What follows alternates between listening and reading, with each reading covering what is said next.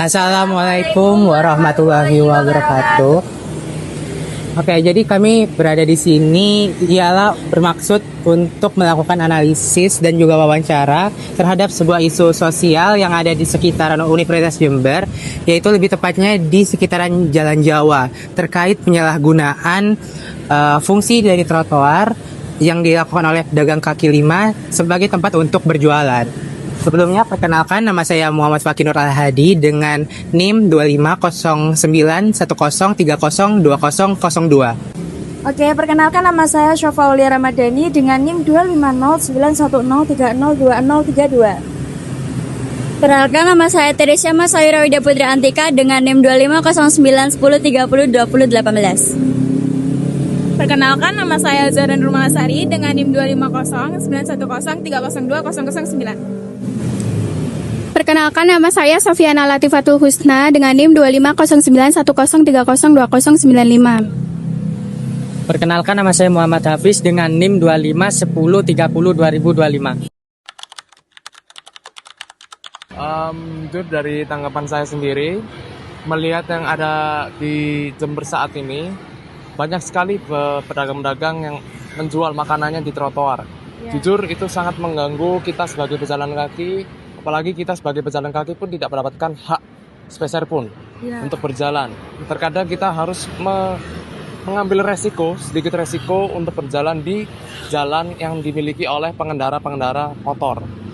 Seperti yang di sini, terlihat yang di sini kita seringkali berjalan di sini dan tidak pernah, mungkin jarang untuk menggunakan trotoar, dan terkadang melihat trotoar banyak sampah.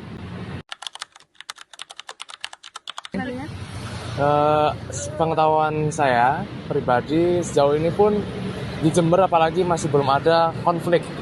Mungkin ada beberapa, tetapi saya belum mengetahuinya secara pasti karena mungkin ada beberapa hal yang bisa dibilang ada halnya tidak mau ribut lah bahasanya. Jadi seperti itu. Saya berharap kepada pemerintah sendiri memberikan ruang khusus terhadap pedagang-pedagang atau pedagang kaki lima, terkhususnya mungkin ada tempat tersendiri yang dimana di dekatnya alun-alun mungkin, atau di mana yang sekiranya tidak mengganggu trotoar dan tidak tetap memberikan hak kepada pejalan kaki. Mungkin seperti itu, dan kami berharap juga kepada pemerintah bahwasanya ada pengawasan terhadap trotoar yang ada di sini, entah itu Satpol PP yang melakukan ataupun sebagainya. Seperti itu.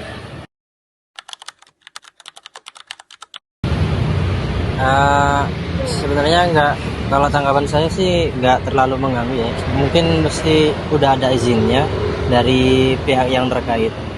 Mungkin sebagian orang pasti ada yang risih atau gimana. Jadi tanggapan Masnya itu tidak terlalu mengganggu ya? Iya, tidak terlalu mengganggu. Karena memang sudah ada izinnya tersendiri. Iya. Gitu. Nama ini saya belum pernah melihat. Nah, kalau itu berharapnya sih ini sih, disediain tempat sampah khusus buat pedagang-pedagang jalanan sih. Biar lebih baik ke depannya mungkin. Atau setiap bulannya diadain evaluasi atau gimana gitu. Baru 2 tahun. 2 tahun. Kalau suasananya untuk khusus UMKM pedagang khususnya ya, intinya ya kalau ada mahasiswa masuk, intinya nggak libur ya alhamdulillah, lumayan lah. Lumayan. Daripada libur. Iya, intinya kita kan untuk pangsa pasarnya untuk untuk dagangan saya itu memang masa pasarnya dari anak pelajar, mahasiswa sendiri sih. Sasarannya ini. Biasanya pangsa pasarnya satu jelas, mahasiswa dekat perkantoran kalau gini, dan juga dekat sekolah-sekolah juga. Jadi ramai ya? Lebih ramai enggak? Tempatnya strategis. Betul. Kalau fungsinya sih untuk berjalan kaki sebetulnya. Iya. Kebetulan sini kan jalannya punya daerah. istilahnya perbatasan dari UNED toh. Kalau ini sendiri batasnya ini, kalau ini jalan punya daerah, punya Pemda gitu loh. Ya alhamdulillah kok dari pihak Pemda sendiri ya dapat istilahnya izin, mungkin izin secara lisan ya dan secara tertulis. Yang penting jaga kebersihan, tulang bersih, terus tempat-tempatnya bersih. Intinya itu aja. Kalau dari pemerintah sendiri belum ada sosialisasi. Selama saya istilahnya berjualan di sini, entah yang dulunya kurang paham mbak, itu ya itu. Selama ini masih belum ada keluhan sih, sebetulnya belum ada keluhan. Kalau ada keluhannya ada pastinya, tapi sih belum denger tau. Kalau keluhannya sih pasti ada keluhan, gitu lah. Soalnya ini kan khusus pejalan kaki sebetulnya fungsinya trotoar itu. Alangkah baiknya mungkin dari segi pemerintah atau dari segi pihak UNED sendiri menyediakan tempat relokasi sebenarnya lebih baik. Tapi kalau yang dulu sih mungkin dari orang lain dulu ya mungkin bertahan di sini kayaknya gitu lah. Pernah sih dulu sih mau di mau diusir lah, mau dipindah atau pemerintah berhasil berhubungan dengan perut tahu. Apalagi di sini kan saya kira kan nggak bagus betulnya daripada yang di UMKM alun-alun. Alun-alun sudah berapa miliar dibuat pedagang kaki lima kayak gitu, kayak pasar malam. Mendingan di sini ya gitu lah. Karena kan wajah kota. Kalau lebih baik, lebih senang nggak nyewa tuh. Sini sewa soalnya mbak aku mbak. Dapat relokasi kan dapat gratis ya mbak, gitu lah. Ada solusi dan juga ada musyawarah. Nah, penataannya itu bagaimana atau dari segi penempatannya apa kurang itu udah kayak apa biar nggak mengganggu kendaraan juga perjalanan. Kebetulan sendiri anak mahasiswa sendiri kan jarang pak jalan kaki ya, cuma ya berapa persen sih mungkin saya itu mungkin 40 nggak sampai 50% lah jalan rata-rata pakai motor sih gitu loh, nggak kayak dulu gitu loh. Mungkin itu berjalan kaki anak sekolah mahasiswa khususnya mungkin ya saya katakan kadang-kadang 30-40% mau jalan kaki itu saya kira banyak pakai motor sendiri loh. Apalagi jalannya sudah satu pintu dong. Dulu kecuali di sini kan pintunya di ekonomi ada dua mbak, sebelah barat sama yang di sastra ini ada dua. Ramai mbak. Sekarang dijadikan satu akses jalan kaki.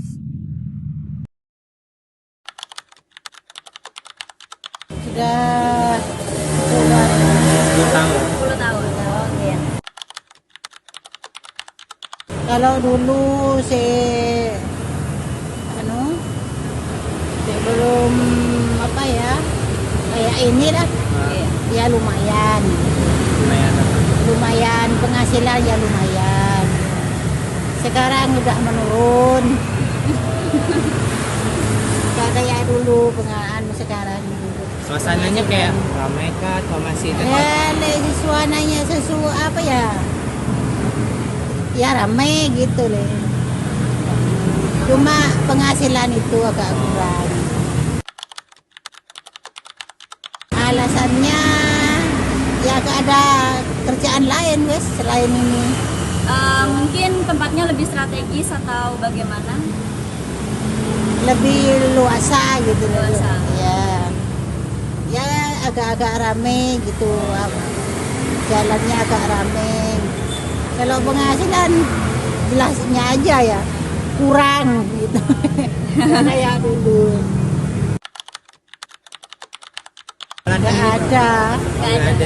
Ini memang mulai dari awal-awal ini dulu. Terus lesehannya ini kan ada ketua penggurupannya. Jadi tidak pernah menemukan hal itu. Ada.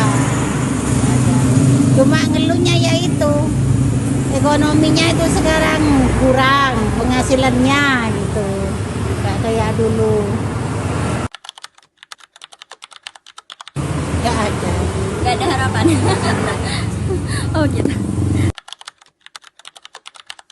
Kalau itu kan ada ketuanya kan tuh, tergantung ketuanya gitu. ya.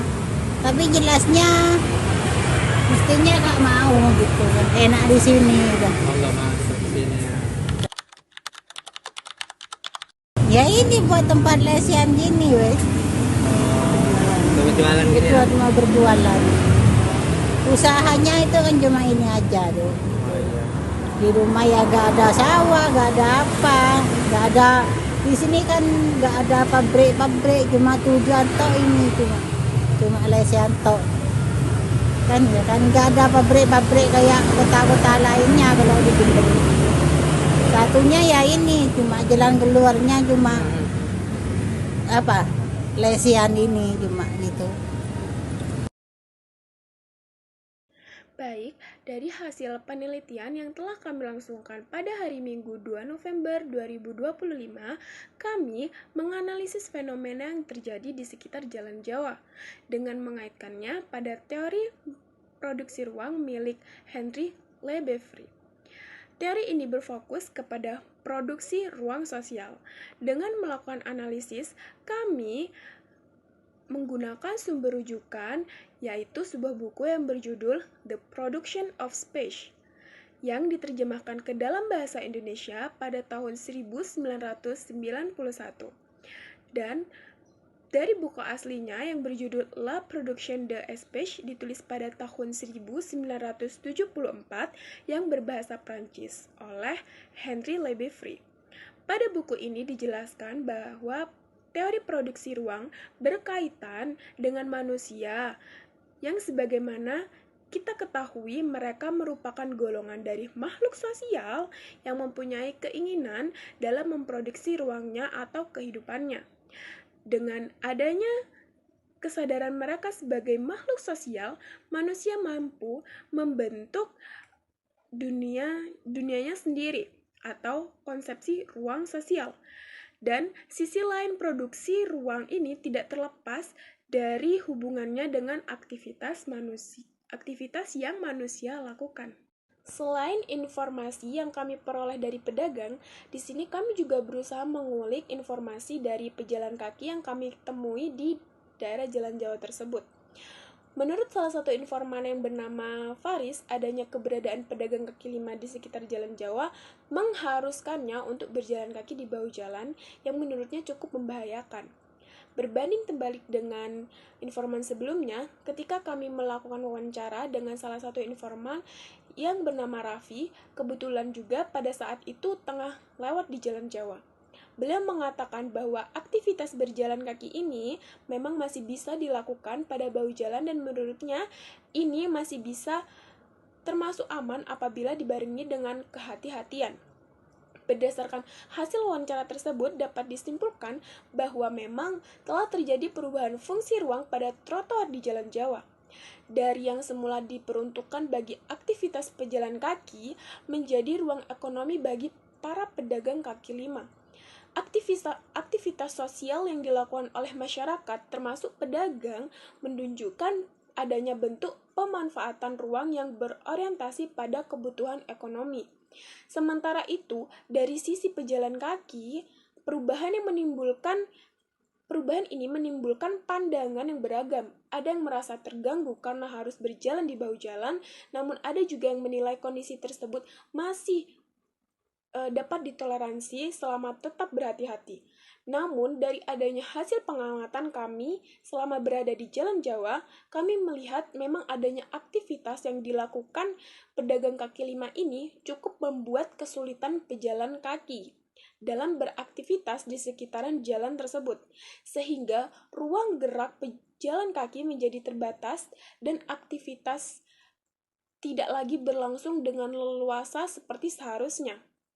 Dengan demikian, dalam konteks spatial praktis, fenomena ini menggambarkan bagaimana ruang publik tidak hanya digunakan sebagai fungsi awalnya, tetapi juga diproduksi dan dimaknai ulang melalui aktivitas sehari-hari masyarakat.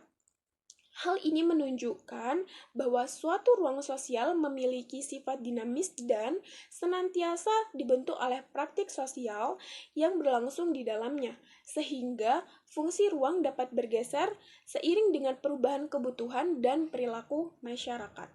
Sementara itu, Dari sisi pejalan kaki, informan bernama Faris berpendapat bahwa dengan adanya pedagang kaki lima yang berjualan di daerah trotoar ini sangat mengganggu para pejalan kaki. Faris juga berharap kepada pemerintah dapat memberikan ruang khusus kepada para pedagang, seperti di sekitaran alun-alun, sehingga para pejalan kaki bisa memperoleh hak mereka yang semestinya. Selain itu, beliau juga berharap pemerintah memberikan pengawasan lebih lanjut terhadap trotoar tersebut. Berbeda dengan Faris, informan bernama Raffi menyampaikan pandangan yang lebih moderat. Dalam hal ini, Raffi selaku pejalan kaki yang kami temui di Jalan Jawa menanggapi bahwa adanya pedagang kaki lima di jalan trotoar ini tidak mengganggu karena aktivitas tersebut dijalankan berdasarkan dengan perizinan dari pihak-pihak tertentu. Namun mungkin untuk para pejalan kaki lain mereka merasa risih dengan adanya kondisi tersebut. Beliau juga memberikan harapan kepada pemerintah dalam menyikapi fenomena ini. Raffi berharap semoga saja kondisi ini berubah bisa lebih baik, terutama dalam proses penanganan sampah yang ditimbulkan oleh pedagang kaki lima yang berjualan di daerah trotoar. Berdasarkan hasil wawancara tersebut dapat disimpulkan bahwa pandangan masyarakat terhadap fungsi trotoar di Jalan Jawa berbeda-beda sesuai dengan cara berpikir dan kepentingannya sendiri. Bagi para pedagang trotoar dipahami bahwa sebagai ruang yang dapat dimanfaatkan untuk mencari penghidupan dan menjalankan aktivitas ekonomi. Sedangkan bagi pejalan kaki, trotoar seharusnya berfungsi sebagaimana mestinya, sebagai jalur untuk berjalan kaki dengan aman dan nyaman. Berdasarkan pemahaman ini menunjukkan bahwa ruang publik tidak memiliki makna tunggal, melainkan dimaknai secara sosial dan rasional oleh setiap individu berdasarkan pengalaman serta kebutuhan mereka. Sebagaimana dijelaskan dalam konsep Representations of Space. Sementara itu, hasil dari wawancara yang kami terima dari informan bernama Faris dan Raffi ini mengungkapkan bahwasannya sampai saat ini belum pernah melihat konflik atau permasalahan antara para pejalan kaki dan pedagang. Dan Faris menambahkan informasi bahwasannya mungkin saja dari pihak pejalan kakinya itu sendiri tidak ingin mencari masalah dengan para pedagang. Dari adanya hal ini kami menyimpulkan bahwasannya para pejalan kaki masih memiliki rasa empati terhadap para pedagang. Terutama lagi, ini keberadaan mereka saat ini didasarkan oleh kurangnya lahan untuk berjualan. Dan dengan demikian, akhirnya mereka berjualan di lokasi tersebut. Hal ini juga bisa jadi membuat sebagian pejalan kaki itu merasa iba, dan pada akhirnya mereka membiarkan para pedagang melakukan aktivitasnya di sekitaran trotoar tersebut. Melalui pandangan-pandangan tersebut, dapat dilihat bahwa trotoar di Jalan Jawa memiliki makna yang lebih luas daripada fungsi fisiknya. Ruang ini menjadi tempat di mana pengalaman, perasaan, dan interaksi sosial saling berpadu membentuk makna baru bagi masyarakat yang menggunakannya. Dalam konteks representational space, trotoar ini mencerminkan bagaimana suatu ruang dapat dihidupkan oleh aktivitas dan makna yang diciptakan oleh masyarakat, hingga akhirnya menjadi bagian dari identitas sosial mereka. Jika dikaitkan dengan fenomena yang kami angkat, yaitu berkenaan dengan pemanfaatan trotoar sebagai tempat berjualan oleh para pedagang kaki lima, dapat dilihat bahwa ruang publik tersebut telah mengalami perubahan fungsi dan makna sosial akibat aktivitas manusia di dalamnya. Trotoar yang awalnya dirancang sebagai sarana mobilitas sebagai pejalan kaki, kini berubah menjadi ruang ekonomi yang dimanfaatkan oleh kegiatan pedagang. Adanya situasi seperti ini menunjukkan bahwa manusia sebagai makhluk sosial memiliki kemampuan untuk membentuk, mengubah, dan memproduksi ruang sesuai dengan kebutuhan dan kepentingannya. Dari adanya fenomena ini dapat dikatakan bahwa ruang itu tidak bersifat tetap atau netral, melainkan merupakan hasil dari proses sosial yang dinamis. Dalam teori ini terdapat 3 konsep penting yang meliputi spatial practice, representation of space, dan representational space. Spasial praktis merupakan bentuk penggunaan ruang dalam aktivitas sehari-hari manusia yang mencerminkan bagaimana ruang dijalani, dimanfaatkan, dan diatur dalam kehidupan sosial. Sedangkan representation of space merupakan ruang yang dirancang secara konseptual dan formal, yang dimana ini terikat pada hubungan kekuasaan, pengetahuan, dan kode yang mengatur tatanannya. Sementara itu, representational space dapat diartikan sebagai suatu ruang yang dihidupi dan diberi makna oleh masyarakat, di mana ruang tersebut memiliki nilai simbolik, emosional, maupun sosial bagi penggunanya. Dalam konsep spasial praktis, apabila dikaitkan dengan hasil penelitian yang telah kami lakukan, di sini kami melihat bahwa adanya perubahan peran dari suatu ruang, yaitu trotoar, yang dimana pada mulanya trotoar tersebut dimanfaatkan untuk kegiatan pejalan kaki, namun sekarang penggunaannya telah dialihfungsikan sebagai tempat untuk berjualan oleh beberapa pedagang kaki lima. Sebagaimana yang diungkapkan oleh Ibu Ion, yang merupakan salah satu pedagang kaki lima yang berjualan di trotoar Jalan Jawa. Beliau mengatakan bahwa adanya keinginan beliau untuk berjualan di sekitar trotoar ialah dikarenakan lokasi yang beliau ini anggap cukup strategis untuk dijadikan tempat berjualan. Selain itu, beliau juga merasa bahwa lokasi yang beliau pilih memiliki area yang nyaman dan cukup luas apabila digunakan sebagai tempat untuk membuka warung lesehan. Dalam kesehariannya, beliau memanfaatkan ruang tersebut sebagai tempat untuk mencari nafkah guna memenuhi kebutuhan hidup sehari-hari. Aktivitas berjualan yang dilakukan di trotoar tersebut menjadi sumber pendapatan utama bagi Bu Ion dan keluarganya. Terlebih lagi, Bu Ion sendiri merasa bahwa hanya pekerjaan inilah yang mampu beliau kerjakan untuk sekarang ini. Ia memanfaatkan area tersebut sejak pukul 10 pagi hingga 10 malam. Dengan menjajakan makanan berupa aneka lalapan kepada para pengunjung yang melintas di kawasan Jalan Jawa. Berlanjut ke informan berikutnya, pada kesempatan ini kami melakukan wawancara lebih lanjut terhadap pedagang lainnya, yaitu seorang pedagang es teler bernama Bapak Alim yang juga menggunakan trotoar sebagai lokasi untuk berjualan. Beliau memutuskan untuk berjualan di sekitaran area tersebut dikarenakan alokasi tersebut merupakan kawasan yang sering dilalui oleh banyak orang, terutama mahasiswa yang menurut beliau mereka termasuk ke dalam target pasar yang paling potensial. Sama seperti Ibu Ion, tujuan beliau dalam melakukan aktivitas ini ialah untuk mencukupi kondisi perekonomian keluarganya saat ini.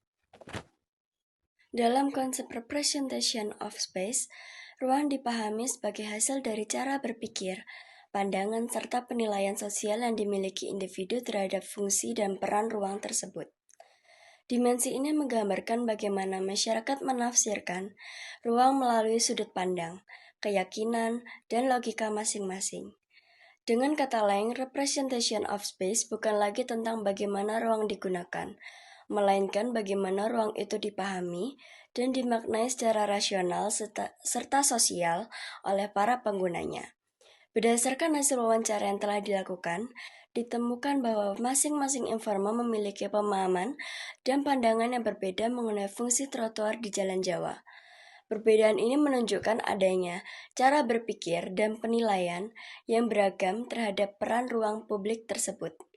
Menurut Ibu Ion, yang merupakan pedagang kaki lima yang berada di sekitaran lokasi tersebut, beliau berpendapat bahwa adanya pembuatan trotoar sebenarnya difungsikan sebagai tempat untuk membuka warung lesehan dan berjualan.